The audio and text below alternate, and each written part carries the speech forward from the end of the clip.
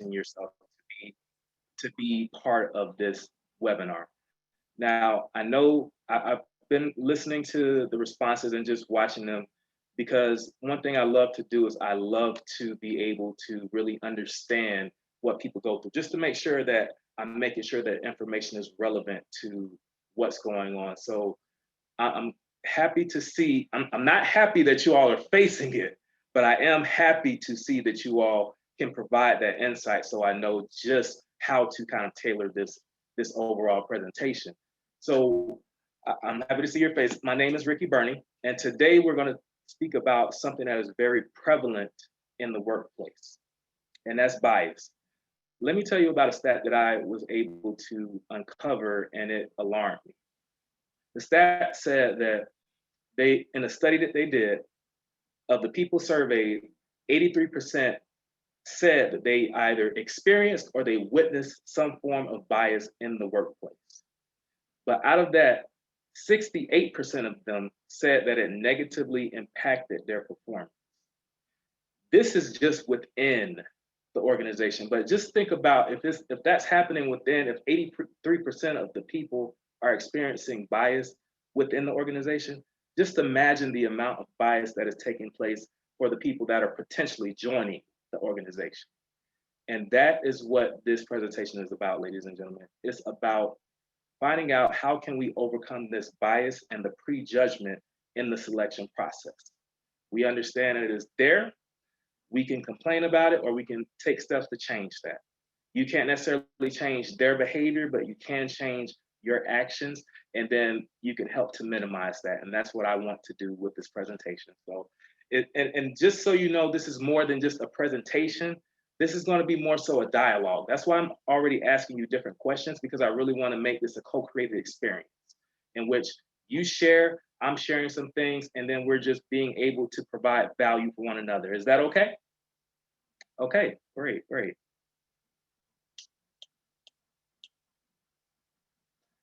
If you're not aware about the company, Career Growth, what we do here, we've been around for over 7 years, and for 7 years, we have served thousands of clients and helped them to be able to get higher paying jobs by creating complete professional resumes and training them in a variety of different interview techniques. Obviously, this leads to them being able to show up more effectively when they're in the selection process, allowing them to get exactly the jobs that fulfill them and the jobs that also meet their salary requirements. And that's what this whole thing is about. The one thing that makes us stand out over other companies is that we are completely invested in each individual. There's not a blanket way of doing the process of coaching. Each person has their own specific needs, and we tailor our approach specifically to what you all need. And we make sure that we stay with you in the entire process. Because it's one thing to maybe get a service, but it's another thing for someone to walk with you through the entire process.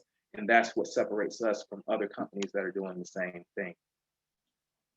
Now, we have on our website, we have live feedback from some of our clients who we are, again, creating this co-created experience where we are having this long-term relationship. So you can see on the side where they're providing their feedback. You can see where we're doing certain things with them. Just so you understand that it's not me just saying this is what we're really doing. And this is updated on a real-time basis. So just take a look at what's going on over there and just see how some of these people are able to progress in their journey because of our dedication and our commitment to their sustainable individual growth.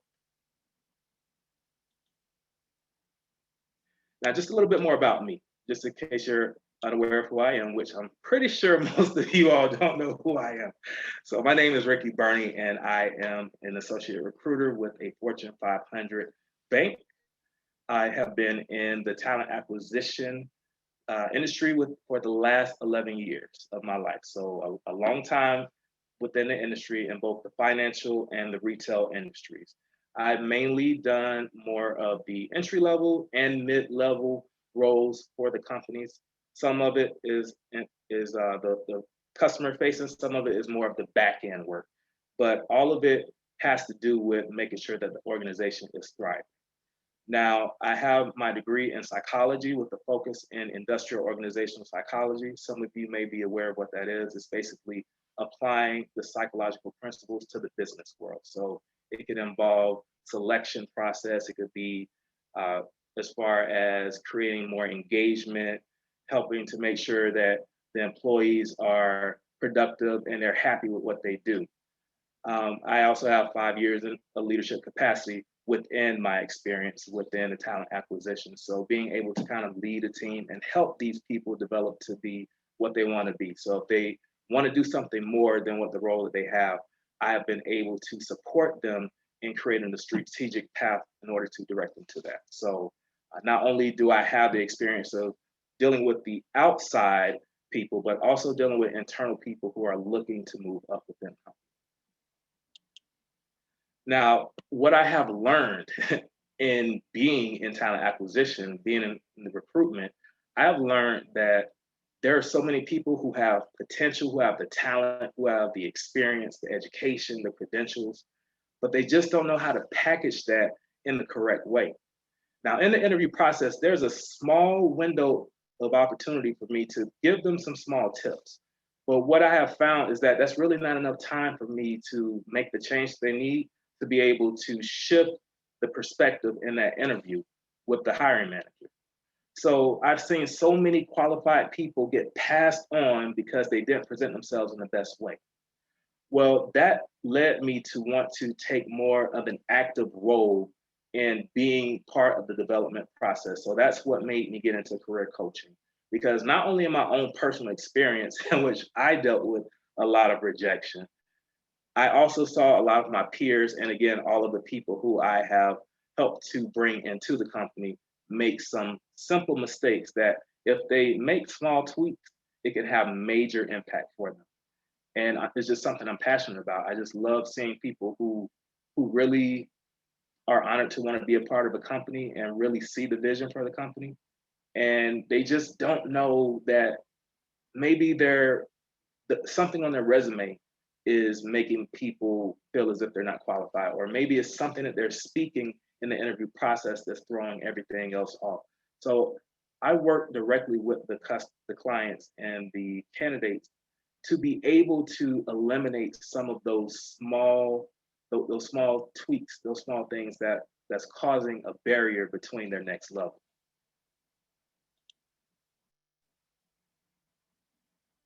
Now, again, this is we're getting ready to get started with the meat of the content, and I just want to again let you all know this is more of a dialogue. This isn't just about me presenting. This is about creating a dialogue. So I'm going to be looking in the comment section, just seeing what you all are saying, and overall just engaging with you all. So engage with me when I ask questions. I really do want an answer because I really want to know how you all are feeling. I want to get a pulse check of what's going on in your mind, what's going on in your life, and what you really want to change and transform. So the first thing is just to make sure that your phones are on mute. We should have everyone muted at this point, but if anyone for some reason is unmuted, please just make sure that you either put yourself back on mute or just also make sure that your phones are silent and there's no distractions in the background. Because what we don't want to do is create distractions from people being able to get the information and maybe a small tidbit that I'll say that'll cause them to reflect on what might be going wrong. So let's just work together. I'll do the same for my devices, just doing whatever we can to make this a completely distraction-free environment of sharing, transformation, and progress. How does that sound? All right, perfect. There will be, again, as I said, a Q&A session at the end. And all of these questions that you all brought, please make sure that if I don't see them by the end because it's gone so far, please copy those questions and place them back in there because I really want to address them, especially about the ageism and especially about the question about the transparency with the value of the position. Definitely want to make sure you all are aware of really what goes on behind the scenes and why companies don't do that. All right, and just so you're aware, because you all are invested in being here, if you stay to the very end, what we're going to do is we're going to provide you with a bonus that is worth $169. Now, this isn't just saying that this is something that is really going to be worth $169. It's going to be something that's going to be worth, and it's going to be pivotal in you being able to make changes in your career journey. So definitely stay to the end. And honestly, I don't think you'll have a problem with that because we're going to have so much value that will be shared. And I know that you're going to want to stay, maybe even after the meeting. So trust me, you'll be fine. You're definitely going to get your $169 bonus. So the agenda today is, first, we're going to identify those prevalent biases in the interview process. You may not understand why people are acting the way they are towards you, but what I'm going to do is I'm going to bring some of those up, and then it might make more sense. Sometimes it's not, people are not necessarily doing it maliciously. It could be something that's subconsciously and unconsciously happening, and it's just creating a negative experience for you all. So we're going to identify some of those prevalent biases within the interview process, as well as some of the actions that maybe we are taking as candidates that is creating risk of prejudgment and bias. Like I said, there might be one small thing that you say or that you wrote in your resume that might cause that to happen. We're going to address those and make sure that you eliminate those. And then finally, just applying, again, some of the resume and interview tips that minimize the bias so that you don't have to deal with that as much.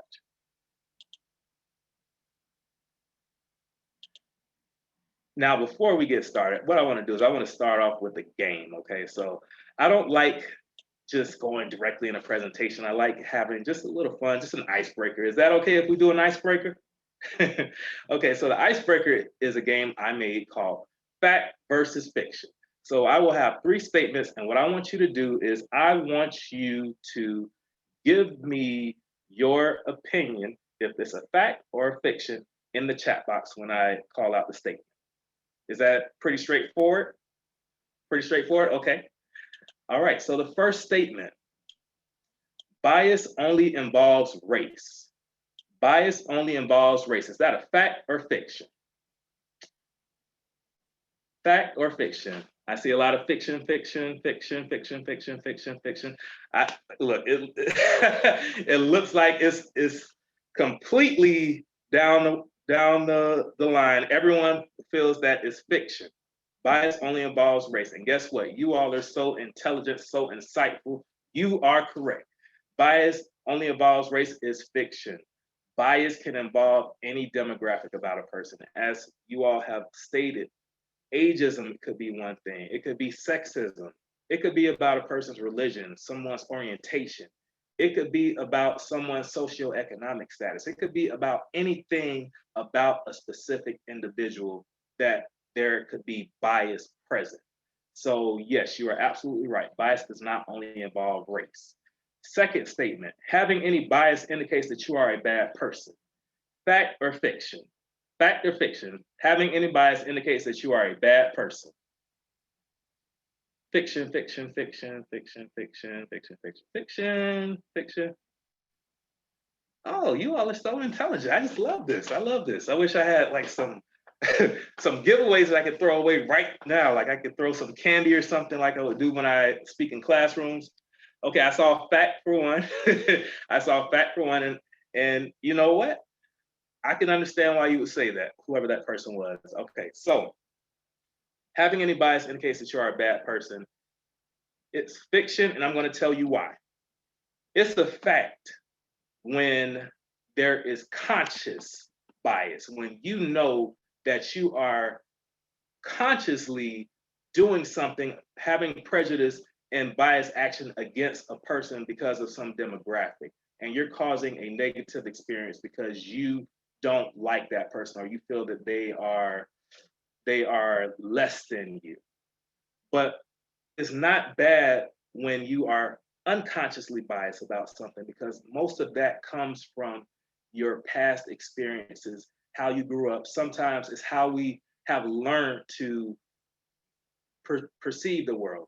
This may be something that has been passed on. It could come from limited experiences. Maybe we had some type of negative experience.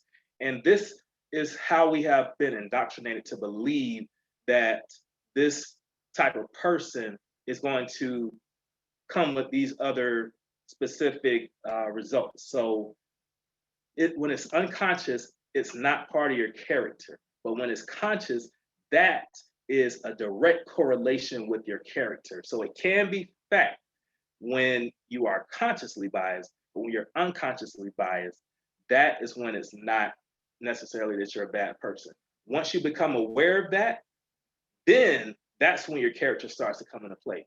You can, once you're ignorant at one point, but once that awareness is raised, you have the choice of making a change, and that determines what your character truly is. Bias can be avoided completely in the interview process. Fact or fiction? Bias can be avoided completely in the interview process. Fact or fiction? Fiction. I see fact. Fiction. Fact. Fiction. Fiction. Fiction. Fiction. Okay, I see it's getting a little more split here, and you know what? Fact. I see. Yeah, it's getting split here, and I love that. So, can it be eliminated? Can it be avoided completely in the interview process? I don't want to sound pessimistic, but that response is false. There is no way to completely avoid bias in the interview process. Because again, this could be something that you have learned since the time you were 8, 9 years old, and 20, 30 years later, you're part of the selection process of hiring people. It doesn't just go away like that. So there is a huge chance, there's a major chance that there's going to be some form of bias in how you think. It doesn't even have to be on the major things that you think, as far as like the age, the race. It could be simply that they work for a certain company that you feel people who work for that company don't have good character. I've seen it happen where people have said, I don't want people who have worked for this bank or for this specific type of industry. That's bias. So bias can't be avoided completely, but guess what? It can be minimized to the point where it is not going to be a factor in you all, every single one of you, being seen for the quality talent that you are. And part of that is you all creating that experience and creating the neutral ground for true selection in the process. And that's what I'm going to help you all with, and that's what I do as a career coach. I'll tell you a quick story about that. So as a recruiter, there was this candidate who I just loved everything about her when I spoke to her. She had, again, the credentials, she had the experience, over 10, 15 years experience in the industry. And she just had this enthusiasm about just being interviewed for the company. So it's hard. And I'll just tell you that insider. As a recruiter, a lot of times you deal with people who feel as if you're doing them a favor by calling. So she didn't have that attitude. She was really happy about being called by us. And she had everything that we needed. She understood the company's vision and how she played into that. But when I sent her to the manager, he declined her right away before even talking to her. He looked at her resume and he declined her because he said he saw a gap in her employment history. He made an assumption about her that when I had the discussion prior, I understood why she had that gap. She went through a very traumatic experience in which she lost a very young child while she was at work. Her child had been murdered when she was at work, and she went through that traumatic experience.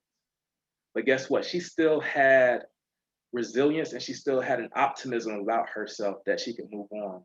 Even though she grieved, she was still able to move on and still maintain her level of shining.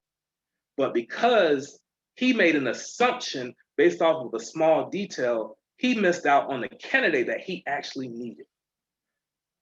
Every person's story deserves to be acknowledged, not assumed.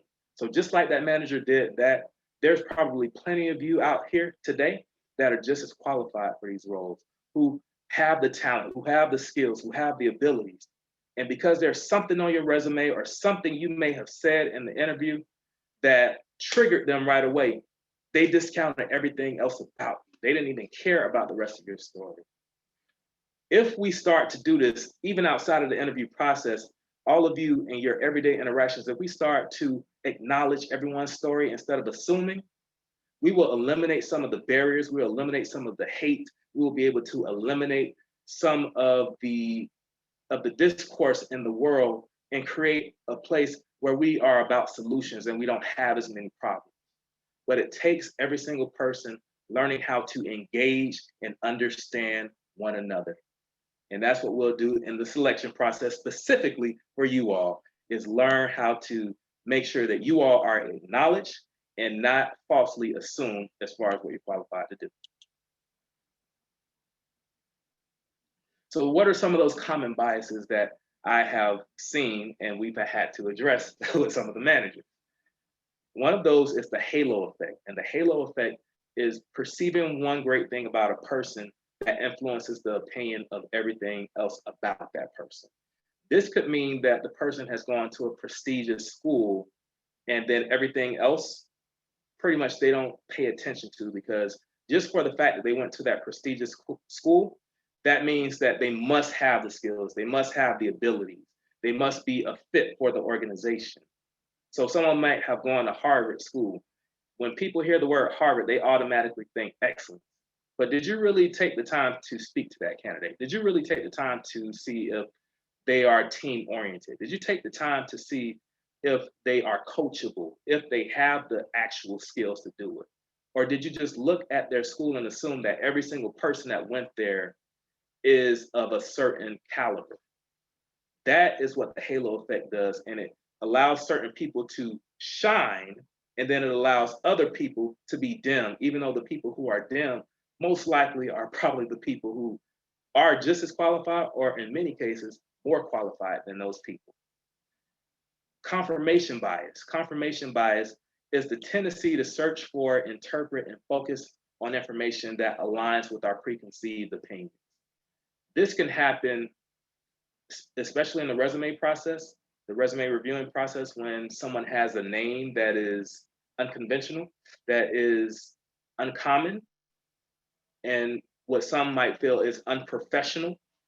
This can happen all the time, where people will assume that person's suitability to be in a corporate environment or whatever environment they're in, if they're going to be professional, if they're going to be proficient in what they do.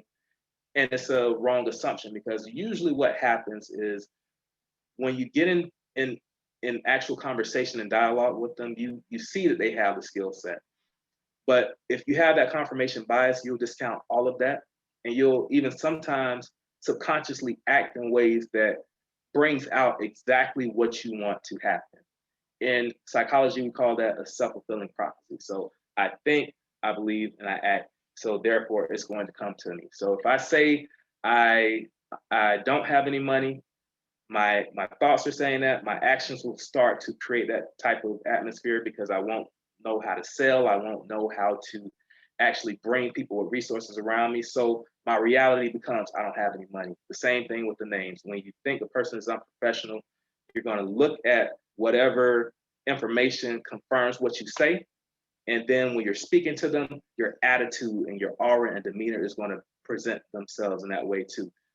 Obviously, maybe causing them to match your energy, and then confirming what you believe about what that person is and what they're capable of doing. So this is how confirmation bias impacts the environment. And I can see that also happening when it comes to ageism. Sometimes they may see, oh, this person has been in the workforce for 40 years. Oh, this person doesn't know anything about computers. What do they know about computers? What do they know about technology? They don't know anything about adaptability. They're stuck in their ways. So that attitude is already there, right? And then when they're asking you questions, you're noticing, you're feeling like it's not an interview, it's not a conversation. It feels like it's more so, it's like an interrogation. And it's never good to feel like you're in an interrogation, like you're a criminal, right? So it feels like it's an interrogation. You don't want that to happen. So this is what confirmation bias can do. It can cause an experience that's supposed to be an interview to become an interrogation, because they've already have preconceived notions about who you are and what you're capable of doing. Finally, the affinity bias, which is favoring people who we feel have a connection or similarity to us. So this could be, you're part of the same organization. In college, there are people who pledge Greek fraternities and sororities. They might automatically favor those people who are in those organizations. Don't look at anything else, but just the fact that they are brothers or sisters within those organizations, they go to them before they go to some of the other people who, again, may be just as, if not more qualified than other people. These are just a few of the many biases that are present, and again, are subconscious and an unconscious bias that the managers are doing. Now, what happens when, why does it happen? It's not done maliciously. It could be happening because of tight deadlines, right? So in recruiter world, I'll tell you all this. This is another insider. I'm glad I can give you all some insiders of what it's like for the recruiter side of things. 60 days of a job being open is like a year in recruiter world. So when it's getting to the 60-day mark, people are asking, what's going on? Why don't I have someone in this position yet? So what will someone do? They will try to take a shortcut to get that job filled. What happens when we take mental shortcuts? We go to our limited experiences and find ways to maybe get a person who may not necessarily meet all the requirements, but because we have this limited understanding of it and of other people, we don't take the time to get to learn everyone in their totality. We just take what we can, take the snapshot and assume that's the person's whole story. Overwhelming workloads. Obviously, in recruiter world, sometimes you might have 5 or 6 positions that you're recruiting for. One position, especially if it's something high volume, which means that it's a position like in retail, a retail sales associate, or in the financial world, a call center role, you're looking at 600 to 800 people, not in a few months, but 600 to 800 people a day. Let me tell you, that's actual fact. 600 to 800 people a day that you're looking at. So when you get that amount of people, sometimes you might feel you need to take some mental shortcuts to get to the result quicker. But what does that do? It causes us to possibly have bias and prejudgment of a person's capabilities. And then obviously limited exposure to diverse populations. I don't care if you have traveled the entire world, to a certain extent, you have only been able to experience one small subset of those people.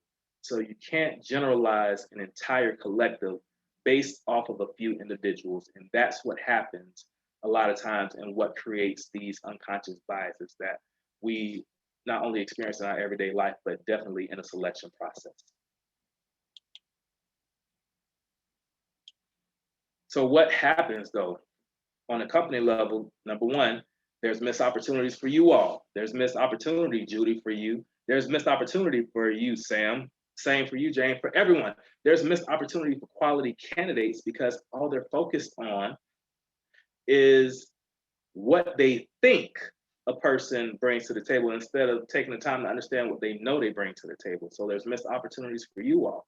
There's missed opportunities for them as a company in which these roles are open much longer. And when they actually fill the role, a lot of times they have to refill it because the process was ineffective. They didn't recruit the right people because they didn't look at everything. And then there's stifled innovation for a thriving organization. Fortune 500 companies need constant new ideas in order to compete in the market. But you can't do that if your workforce is very monotonous, if everyone is the same, if there's not diverse perspectives and diverse experiences to be able to show different approaches. Obviously, once people get a hold that your company is not inclusive, guess what? Your brand reputation suffers. People don't want to do business with you, leading to financial loss for the company. And then in many cases, leading to the company having to lay off people. And I know you've seen many articles in which the companies have had to lay off people. That's why the companies now are taking a more active approach in diversity and inclusion being a part of their strategy. So one decision, unconscious decision within an interview process, not only impacts you all, the quality talent, but it impacts the company as a whole and the talent that's already within the organization. That's why it's important that we start to minimize the bias that is there. But the company will do it on another webinar. Today, I want to speak to you all and how you all can be able to minimize some of this bias and prejudgment that comes with the territory. So the first thing I want to do is go over the resume portion. How can we minimize bias within the resume so that they are not making prejudgment before they even have a chance to speak to you? Because we all know that sometimes the decision is made before you have even said a word to them. And that's not fair. We can agree with that, right? That's not fair that they made a decision like that. So the first thing is with the pictures. Now, you don't have to have pictures in your resume. I know some people like doing that, but you don't have to do that in your resume.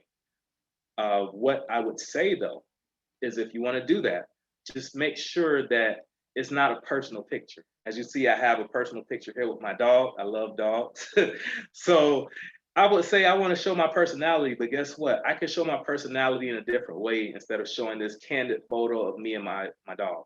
I can show it by having a headshot in which I am not only smiling with my eyes and my mouth, but I'm also being very poised, centered in the picture, and professional. Because that's what we want to show in our headshot is that we are professional, we are personal, and we're also confident.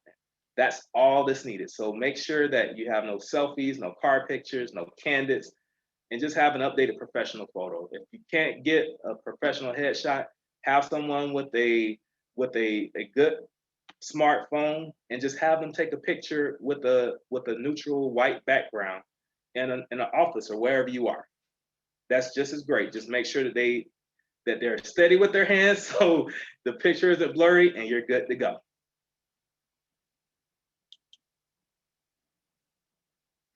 Now, one thing that is causing a lot of people to be hindered in the process involves the email address.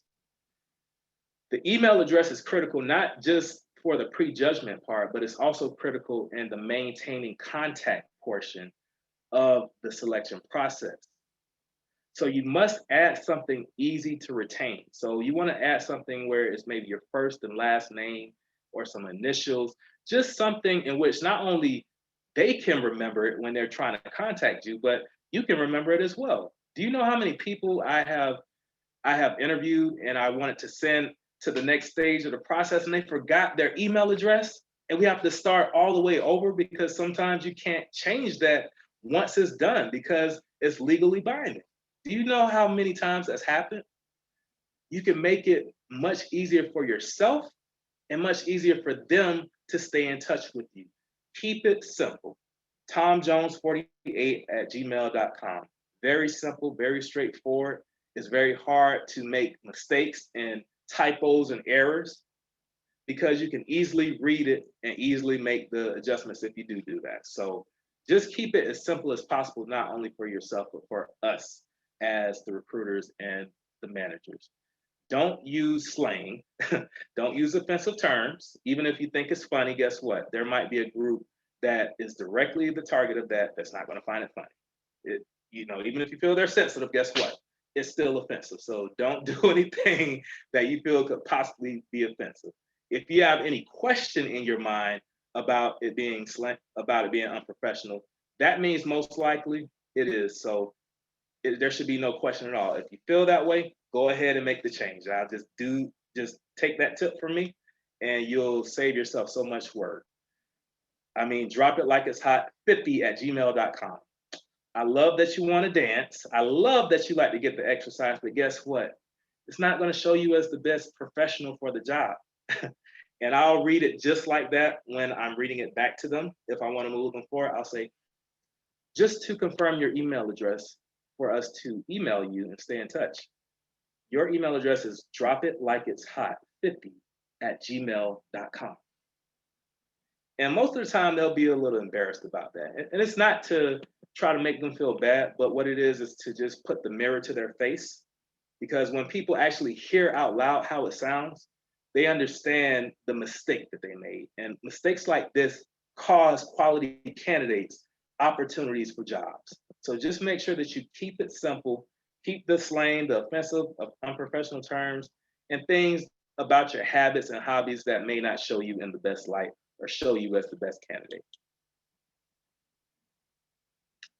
Now, including This one, I really want you all to understand. This here is part of the money of where many people lose out on the jobs. And this is where most of the prejudgment happens, including only the year for the work experience.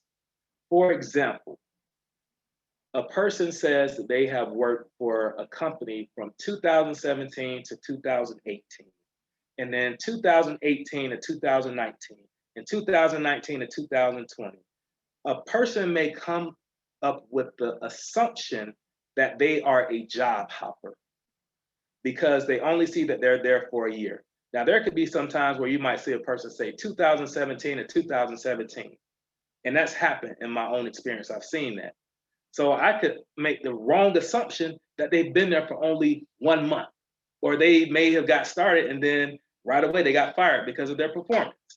That's the assumption I could have made based off of that, especially if you factor in all the other aspects. If they have a name that's unconventional, if they have a name that's uncommon, or if their age is at a certain level or whatever, I could make the wrong assumption based off of that. So in the example that I had, the person had worked from January of 2017 to December of 2017. So they worked the full year there. That was the information I got when I spoke to them. But had I not spoke to them, I would have never gotten that information. And then in the other example, where they said they worked there from 2017 to 2018, I made the assumption they only worked there a year. But guess what? They had worked there from February of 2017 to November of 2018. I thought it was a year, but guess what? They were there for almost 2 years. You could really say it was 2 years they were there. But my assumption, based off of the fact that they only had 1 year, only the year listed, made me think that they had less experience, that they didn't have the value, and that they weren't qualified for the role. This is where many people are missing out because they don't simply put a year along with the month. Make sure that you include both, not just the year, but the month as well. One small detail makes all of the difference between someone who sees you as qualified or unqualified, moving forward or rejected. One simple thing. And then when I see something like that, we also look at it as this person maybe lacks attention to detail. Because if you say that you pay attention to detail and you don't include these small things and you don't look at how that kind of makes you look to say 2017 and 2017, there might be a disconnect with what you say is your skill set and what you're really showing. Disconnects are really where resumes get you in trouble. When you say you have one thing, one skill set, and then when you start to look through the resume, it doesn't show that. Or it might show that you're uninterested. In other words, you didn't even take the time to want to present yourself fully for the value that you bring to the table, right? If you just say, okay, I worked there from 2017 to 2018 to 2017 to 2017, do you really care about the perception that the people have about you? You only have one opportunity to make a first impression. Do everything in your power to make sure that the first impression that you make shows you in your light and doesn't show them a false perception that you don't have one. Because I know every single person on this webinar has a light and it deserves to be shined. And that's what I do as far as a career coach. And that's what we're going to do in this whole process. So outside of the resume bias, there's the minimizing the interview tips as well. So here's the thing with the interview. One small thing that you say could overshadow everything else. You could say everything correct, but then there's one thing that you might say that just causes them to center in right on that. Especially if you say it at the beginning, everything else is off limits. It's as if you're speaking to Charlie Brown. Wah, wah, wah, wah, wah, wah. They don't hear anything else but what you said wrong. So one thing is visible concern with the background check process.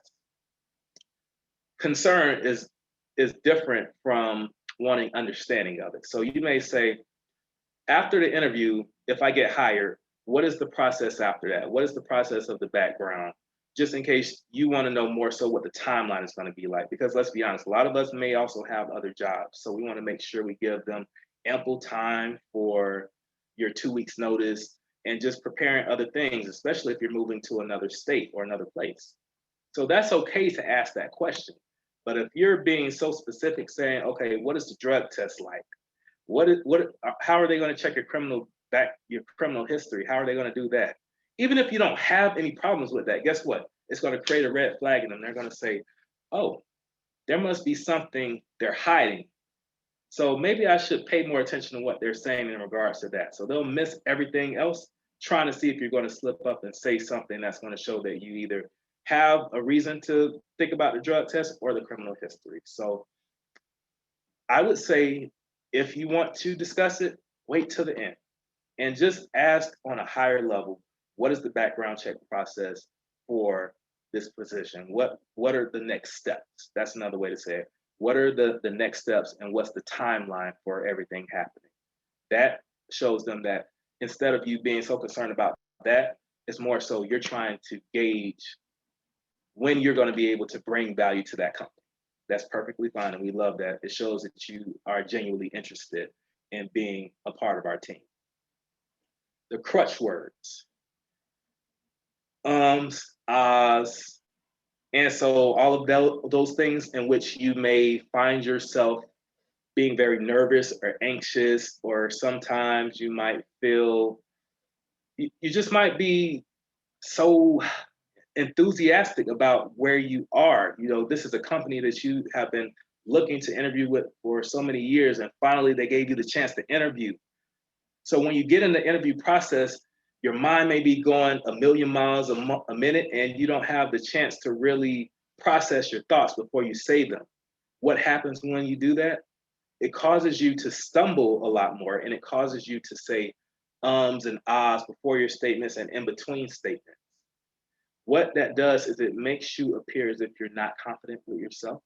It makes you appear as if you might be dishonest about what you're saying. It makes you appear as if you're not an authority. In a way to minimize that, what you can do is take more intentional pauses when you make a statement. There's nothing wrong with making an intentional pause. There's a difference between an intentional pause and an awkward pause. Awkward pauses are 10 seconds or more when there's the dead air, right? But an intentional pause, 2 to 5 seconds after you make your statement, not only does that give you time to process your thoughts, but it gives them time to fully receive and process what you just said, especially when you make a powerful statement. So take intentional pauses. Take deeper breaths. Allow your body to really maintain its regulation. And just when you're able to breathe, guess what? Your blood flows correctly and your mind is able to process everything you want to say. When you can't breathe, when you're in a state of panic, guess what? Your mind can't process everything that you want to say. You know what your experience is. You know exactly what you bring to the table. But while you're in a state of panic, you can't remember everything. And the moment you get out the interview, what happens? You think, oh, I really should have said this. How did I forget that? You forgot it because the adrenaline was going and you didn't have the chance to really breathe, to really think, and to really show up as effectively as you could if you just implemented those small tips in the interview process. So just be more mindful of your breathing, be mindful of your pausing, and just take a more steady approach to how you respond. Don't respond too quickly, don't respond too slow. Just have a steady, gradual response, and trust me, they will not only see that you're grounded in your overall posture and presence, they'll also see that you are going to be an authority and you're going to be able to handle all kind of pressure that's coming your way once you get within the organization. So it has a twofold effect when you do that.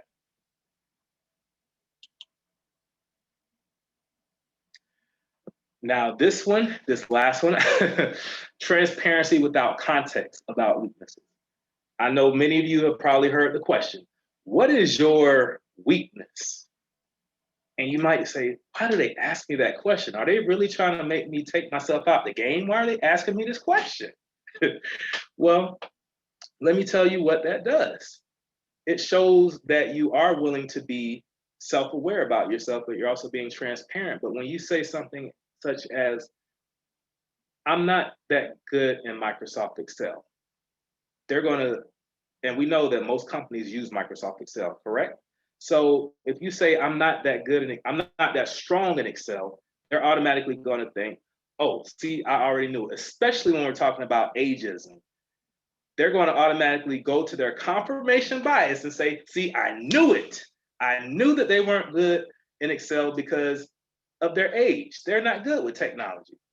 But if you add more context around that, maybe you're good in functioning in certain things within Excel. Maybe it's VLOOKUPs that you don't know how to do, but everything else you're a master at, or at least functional to the point that you can be able to provide and perform within the company.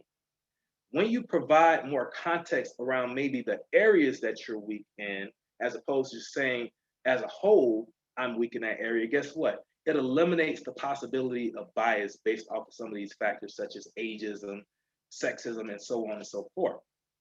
So make sure that when you're talking about your weaknesses or developmental areas, which they might call it as well, make sure that you add context with it, because that's what they really want. They want people, they know you're not perfect. So don't even say, oh, I don't have any weaknesses, because guess what? If you say that, your weakness is you lack self-awareness.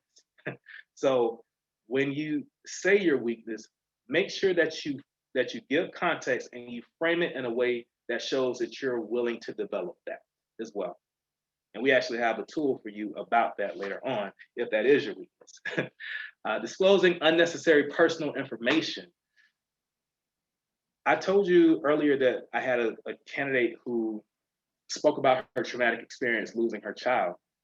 Now, in certain cases, that could be too much information, but the way that she related that information more so into the resilience and the transferable experience and skill set that she has with that, it worked in her favor because she still showed a level of optimism. She came back. She showed how she had been here, but this is where she is now.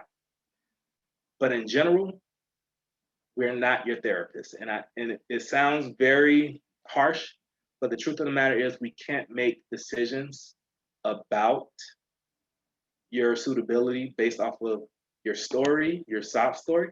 We can only do it based off of your abilities and your talents. And it really puts us in an awkward situation when there's someone who brings a story like that, but then the skill set just doesn't match what we need. So what I would say to do is, if you want to provide just a high level framework, especially if you're explaining gaps in your employment, if you're explaining maybe the reason why you left a certain company, make sure that you don't disclose too much information. Just give them enough information to where they can make an informed decision that you're still qualified to do the job. The less that you explain in those situations and the more you relate it to how you are still qualified, the less bias and prejudgment you're going to encounter. Obviously, we are in a situation where many of us are going to be virtually interviewing, especially when we're dealing with global organizations. People are recruiting from all over. There could be roles that I'm recruiting internationally, so on and so forth. So virtual interviews are not going anywhere. So what are just a few tips to consider when you're doing virtual interviews? Number one, just make sure your lighting is there. I know everyone has their own financial situation, so you may not necessarily have the money to do the ring lights. If you have it, definitely get ring lights, but if you don't have necessarily the funds or the resources to be able to get those, use natural light. The sun is your best friend. Honestly, the sun sometimes gives you a better light than what a ring light does. So leverage the tools and the resources around you to be able to show yourself. You don't want to be completely dimly lit in a room where they can't see your face. They can't see when you're smiling. They can't see the passion in your face as you're giving your answers. They can't see all of that if you're not properly lit. So just make sure that your lighting is done correctly. The noise. So Obviously. We are in our own homes. We can't necessarily control when everyone's going to be there, your children, your pets, all of that. But what we can do, especially if we have ample time, is we can minimize the amount of distraction they provide. So we can make arrangements to make sure that they are either in another room with another watcher, another sitter, whatever. Just do what you can to seclude yourself from everyone else so that they're not distracting you. I mean, if they're old enough to be able to understand that they need to be quiet, that's okay. But if they can't, get away from them because they're going to mess up your chance to get the job. Make sure that you're turning down your television. Turn it off altogether. Let's be real. If you have your television on to a certain extent, you have the possibility of being distracted and not completely centered on creating this experience and this dialogue with the manager. And then find a space where you're clearly audible.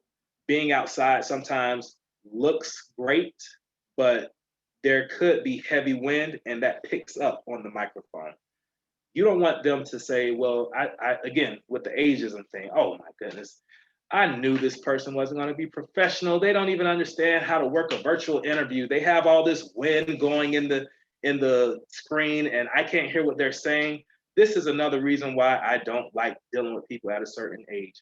This is another way for you to minimize that bias. Just make sure that you aren't having any type of background noise that's going to cause them to not be able to hear all the value that you're going to deliver within that company. And obviously your background. Let's be honest. Come on, the bed rails, headboards, clutter in the background. You don't want any of that. You want your background to really have a neutral feel to it. If you have, like, I see bookshelves, that's fine. That's great that you have that. It shows that you're smart. I see you do a lot of reading. So it shows that. But it's just about making sure that you are that it complements what you're saying. You want your background to complement the excellence that you're going to provide to them. So just make sure you're being mindful of all of those types of things. So in summary, bias can't be eliminated, but it can be minimized through these simple tools that we spoke about. And in the Q&A section, we can talk about some more of those things and answer some of your questions that will also do that as well. We want to create a more neutral space and we want to be mindful of our words. We want to be mindful of what we write on our resume. Decisions can be made about you before a word has ever come out of your mouth. I've seen more quality people rejected before they had the time to say, hello, my name is. I don't want that to be you anymore. I want you all to be able to go into that interview and I want them to see everything that you have to offer so that you are able to get that job and that salary that you deserve and that you have earned from all of your experience. And that's what I help everyone to do. So at this point, I want to open it up for about 10 minutes of Q&A, and then we'll kind of take it from there on the offer that I want to give you all so that we can continue the dialogue and be able to get you to your next level. So if anyone, let me see what those questions are. What do you say to your prospective employer during an interview if you are fired from your previous job unfairly? Okay, that's a great question. Great question, and it's one that I get all the time, and it's really the one that causes most people to lose out. Is what do you tell your employer when you have been fired from your last company? So let me tell you one thing, and this is an insider. You always get all the insiders with me, okay? If they verify your employment, guess what? They can't ask why you were fired from the company or why you left the company. All they can do is verify that you worked there. They can verify the dates. They can't verify anything else. They might say, you know what? No, they can't do that. So the only thing that they can really verify is that you worked there, but they can't go into detail about why you're not with the company anymore. Because if they do that, guess what? They are actually out of compliance. And that could be a potential lawsuit that they have to deal with.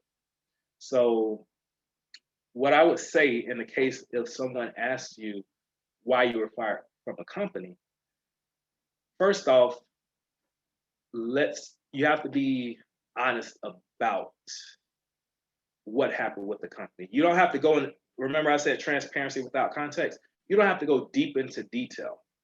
What you want to do is you want to take accountability for your actions, especially if it was something maybe 5, 6, 7+ years ago. Take accountability for your actions, for what may have happened, what you contributed. Don't go too deep into detail about what you feel they did. Talk about what you contributed to it, and then talk about how you've learned from that, how you've grown from that experience, and how you've applied that in every single job that you've done. Because again, we know that no one's perfect. We know everyone has a past. What matters is what you do after the mistake. That's what makes the difference. That what shows your patterns overall. And when you have patterns of saying, oh, this company did this and that's the reason I was fired, and we see that consistently, the common denominator is you. So one time it could be the company, but when it's consistent, there's something that you haven't addressed specifically. So you have to be honest about where you are. You have to be honest about what you've done. Take accountability, talk about the growing lessons that you've had, and talk about how you're going to make sure that those growing lessons are implemented if you're working there. And that's how you turn that around. All right, how do you deal with having the skills for a job but not the experience they're asking for? That's a great question. So ageism works in two different ways. It's not just ageism against uh, more experienced, more seasoned professionals. It's also ageism against entry level professionals as well. If you don't feel you have the skill set yet, what you are going to do is you're going to use your transferable skills.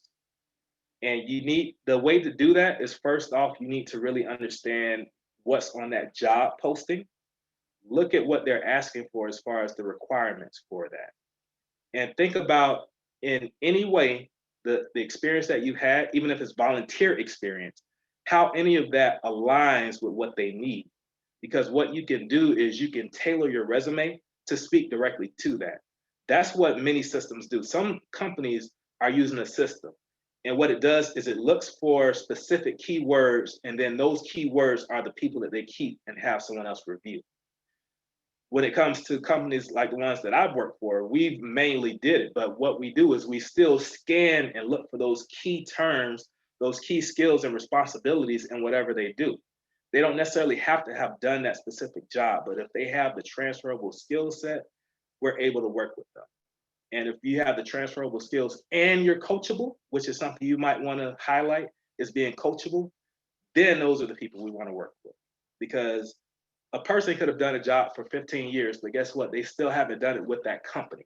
So it could be completely new to them. And if they're not coachable, guess what? They're not going to work for it. So you still have an advantage if you know how to package your transferable skills and show that you're coachable as well. Okay, I want to go back to some of the ageism things. So I think I didn't see too many specific ageism, but questions, but just ageism in general. I'll just go over that. So ageism, when it comes to being a seasoned professional, one thing that you can do to kind of eliminate the possibility of that bias is on your resume. You don't have to go back so far, because honestly, what the recruiters and managers are looking at is your most relevant experience. So within the last 10 years, that's going to be your most critical, your critical years as far as your suitability for the role. If we're talking about 20 years before, it it could work against you. Sometimes it works for you, especially if it's something like a senior role, like a senior level role. You might want to highlight that if that's really, if that really kind of speaks about some of the experience that you have in the field. But then your relevant experience today, that might talk about some of the transferable skills if you don't have any newer experience in that same field. So just leverage both of them if that's the case, if it's a senior level role. But if it's something that's more entry level, you don't have to necessarily go that far back. Just focus on within the last 10 years, how does that experience translate to you being a quality candidate? So that's one thing that you can do. Another thing is, again, just making sure that you have someone who can help to highlight your skill set in technology, your skill set in project management, team building, what all these different things, so they can see that you do have the skills necessary to do it. And again, being coachable. That's the thing that people want to know, is that you're coachable. We're in a time where, again, because diversity and inclusion is so critical right now, they're willing to work with people who don't necessarily have the the actual experience in that field, and willing to work with them if they have everything else. So just focus on showing the transferable skills, that you're coachable, show your technology skills and all of that technical experience that you have. And that eliminates not completely, but it eliminates a large portion of the possibility of them looking at